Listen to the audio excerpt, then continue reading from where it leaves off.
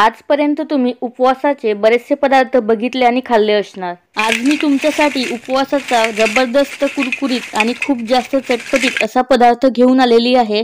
म्हणजेच काय तर आज आपण उपवासाची मठरी कशी करायची हे बघणार आहोत। ही उपवासाची मठरी बनवायला अतिशय सोपी आहे आणि अगदी झटपट बनवून तयार होते। एकदा बनवून हवाबंद डब्यामध्ये भरून ठेवली की संपूर्ण 9 दिवस तुम्ही अगदी आरामात खाऊ शकता। पण चवीला एवढी जबरदस्त होते की डबाभर मठरी सुद्धा अगदी 2 दिवसांमध्ये संपून जाणार। मठरी बनवण्यासाठी सर्वात आधी आपल्याला इथे लागणार आहे तो म्हणजे भगर।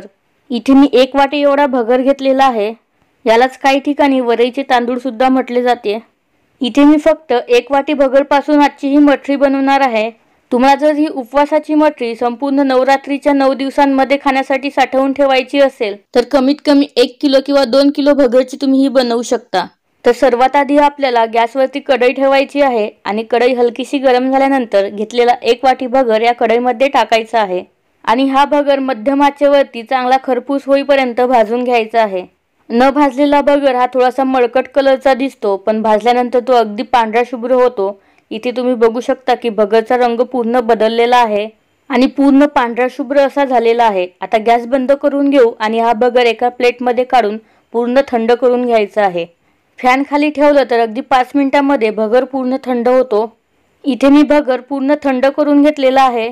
आता आपल्याला मिक्सरचं छोटं भांडं लागणार आहे आणि या मिक्सरच्या छोट्या भांड्यामध्ये भाजून पूर्ण थंड करून घेतलेला भगर टाकायचा आहे। इथे भगर आपल्याला पूर्ण थंड झालेलाच हवा, जरा देखील गरम राहता कामा नये। आता झाकण लावून घ्यायचं आणि मिक्सरला याची बारीक पावडर किंवा पीठ करून घ्यायचं आहे।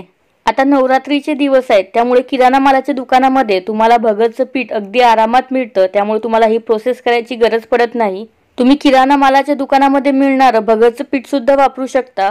तुम्हाला जर मठरी जास्त प्रमाणात बनवायची असेल तर 1 ते 2 किलो भगर तुम्ही गिरणीतून दळून सुद्धा आणू शकता। इथे माझं भगरचं पीठ दळून झालेलं आहे आणि तुम्ही बघू शकता की मस्त बारीक सुद्धा दळलं गेलेलं आहे।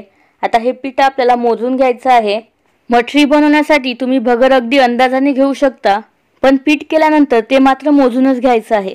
सुरुवातीला अगदी हलक्या हाताने भरलेलं 1 वाटी आणि नंतर हे पाव वाटी भरलेलं पीठ, म्हणजेच इथे 1 वाटी प्लस पाव वाटी एवढं पीठ आपलं भरलेलं आहे। नंतर आपल्याला गॅसवरती कढई ठेवायची आहे आणि सर्वात कमी आचेवरती गॅस ठेवायचा। नंतर यामध्ये आपल्याला पाणी टाकायचं आहे।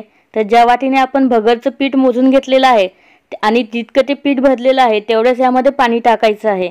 तर इथे आपलं 1 वाटी आणि पाव वाटी एवढं पीठ भरलेलं होतं, तर तेवढंच पाणी सुद्धा यामध्ये टाकायचं आहे। म्हणजेच 1 वाटी आणि पाव वाटी एवढं पाणी। पाणी थोडंसं कमी झालं तर चालेल, पण जास्त टाकायचं नाही। या पाण्यामध्ये चवीपुरतं मीठ टाकायचं आहे। नंतर अर्धा चमचा यामध्ये मी चिली फ्लेक्स टाकलेले आहेत। तुम्ही इथे हिरवी मिरची सुद्धा बारीक चिरून टाकू शकता। पाव चमचा जिरं टाकायचं आणि पोहे खाण्याचा 1 चमचा भरून यामध्ये तेल टाकायचं आहे। तुम्ही जर उपवासाला जिरं खात नसाल तर नाही टाकलं तरी सुद्धा चालेल। सर्व साहित्य पाण्यामध्ये चांगलं एकदा चमच्याने ढवळून घ्यायचं। नंतर पाण्याला चांगली उकळी काढून घ्यायची आहे। उकळी आल्यानंतर गॅस हा सर्वात कमी करायचा आणि सर्वात कमी आचेवरती यामध्ये जे आपण भगरचं पीठ बनवून घेतलेलं आहे ते सर्व पीठ या पाण्यामध्ये टाकायचं आहे। पीठ टाकल्यानंतर लगेचच चमच्याच्या मदतीने याला छान एकत्र करून घ्यायचं। एक प्रकारे आपल्याला इथे भगर पिठाची उकळच काढून घ्यायची आहे। पीठ चांगलं एकत्र करून झालेलं आहे। आता यावरती झाकण ठेवायचं आहे आणि झाकण ठेवल्यानंतर गॅस हा लगेच बंद करायचा आणि 5 मिनिटं याला वाफवून घ्यायचं आहे। जवळपास 5 मिनिट याला चांगली वाफ काढून घेतलेली आहे। परत एकदा चमच्याने छान एकत्र करून घ्यायचं, म्हणजे तळाला ते लागणार नाही किंवा चिकटणार नाही। आता ही भगरची उकड एका ताटामध्ये काढून घ्यायची आहे आणि सुरुवातीला पाणी न टाकता थोडीशी हाताने मळून बघायची। पाण्याची गरज वाटली तर यामध्ये तुम्ही थोडंसं थंड पाणी टाकून याचा घट्टसर असा गोळा भिजवून घेऊ शकता। ही प्रोसेस गरम गरमच करायची असं नाही, तर तुम्हाला वाटत असेल की उकड खूप जास्त गरम आहे किंवा हाताला चटका लागू शकतो तर अशा वेळेस उकड थोडीशी थंड होऊ द्यायची आणि नंतर थोडं थोडं पाण्याचा हात लावून घट्टसर गोळा भिजवून घ्यायचा आहे।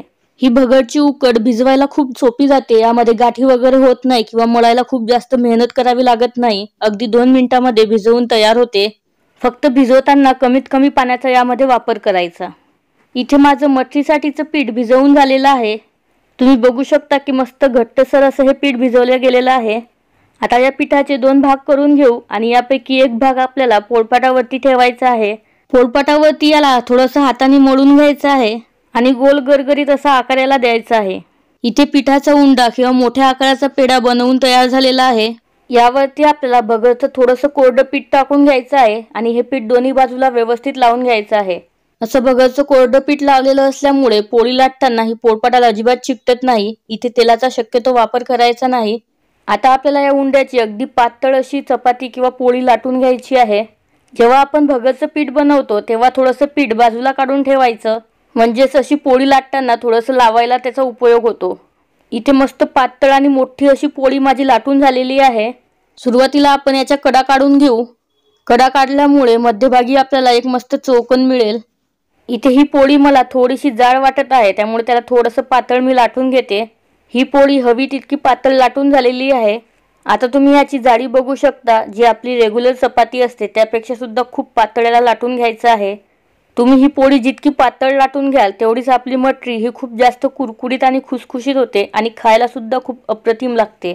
आता चाकूच्या मदतीने किंवा पिझ्झा कटरच्या मदतीने अगदी अर्धा इंच एवढे आपल्याला याचे पातळ उभे काप करून घ्यायचे आहेत। उभे काप मारून झाल्यानंतर आडव्या बाजूने 2.5 ते 3 इंचावरती सुद्धा आपल्याला याला कापून घ्यायचं आहे। इथे मी असं आयताकृती याला कापून घेतलेलं आहे किंवा याला आपण स्टिक सुद्धा म्हणू शकतो। तुम्हाला जर याला असा आकार द्यायचा नसेल तर तुम्ही शंकरपाळ्यासारखा आकार सुद्धा याला देऊ शकता। आणि पीठ लावलेलं असल्यामुळे पोळपाटाला अजिबात चिकटलेला नाहीत। आता लगेचच आपण याला तळून घेऊ। तर तळण्यासाठी कढईमध्ये मोठ्या आचेवरती तेल चांगलं कडकडीत गरम करून घ्यायचं आणि या कडकडीत गरम तेलामध्ये एक एक करून मटरी सोडायची आहे। इथे ही संपूर्ण मटरी आपल्याला मोठ्या आचेवरतीच तळून घ्यायची आहे। तळताना कुठेही गॅस कमी करायचा नाही। मटरी तेलामध्ये सोडल्यानंतर लगेच त्याला झारा लावायचा नाही।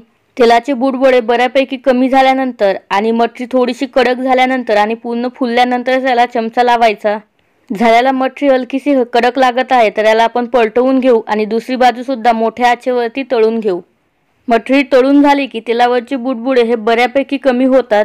तेलाचे बुडबुडे पूर्ण कमी झाल्यानंतर किंवा बऱ्यापैकी कमी झाल्यानंतर समजून जायचं की ही तळून झालेली आहे। ही मटरी तळताना याला खूप असा लालसर रंग येत नाहीत, अगदी हलकासाच येतो। त्यामुळे खूप जास्त लालसर किंवा तांबूस रंगावरती तळायची नाही। मटरी तेलामधून बाहेर काढून घेऊ आणि काढताना सर्व तेल नितळून घ्यायचं आहे आणि उरलेली मटरी सुद्धा आपल्याला याच पद्धतीने तळून घ्यायची आहे। इथे मी तुम्हाला परत थोडीशी मटरी तेलामध्ये तळून दाखवते। या उपवासाच्या मटरीचं एक वैशिष्ट्य आहे की याचा आकार तळताना सुद्धा अजिबात वेडावाकडा होत नाही, अगदी आहे तसाच राहतो। आणि या मटरीचं आणखी एक वैशिष्ट्य आहे की ही अजिबात तेलकट होत नाही। फक्त मोठ्या आचेवरती ही तळायची, गॅस कुठेही कमी करायचा नाही। परत टाकलेली मटरी सुद्धा मस्त तळून झालेली आहे। याला सुद्धा आपण तेलामधून बाहेर काढून घेऊ। इथे तुम्ही मटरीचा आवाज ऐकू शकता, खूपच जास्त कुरकुरीत आणि खुसखुशीत असा आवाज याला येत आहे। आणि याच पद्धतीने उरलेले सर्व मटरी मी तळून घेतलेली आहे।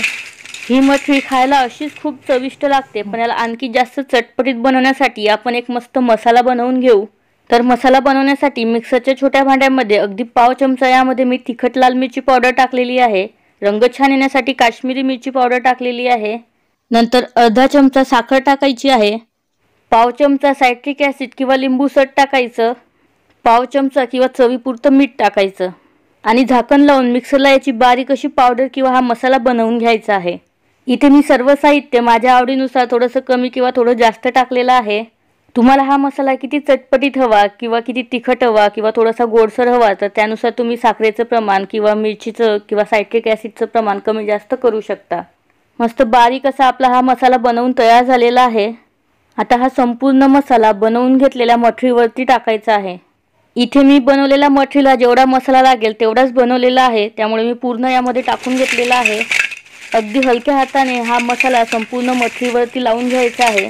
मटरी ही खूप जास्त कुरकुरीत आणि खुसखुशीत झालेली असल्यामुळे अगदी हलक्या हाताने एकत्र करून घ्यायचं, म्हणजे ती मटरी तुटणार नाही किंवा तिचा चुरा होणार नाही।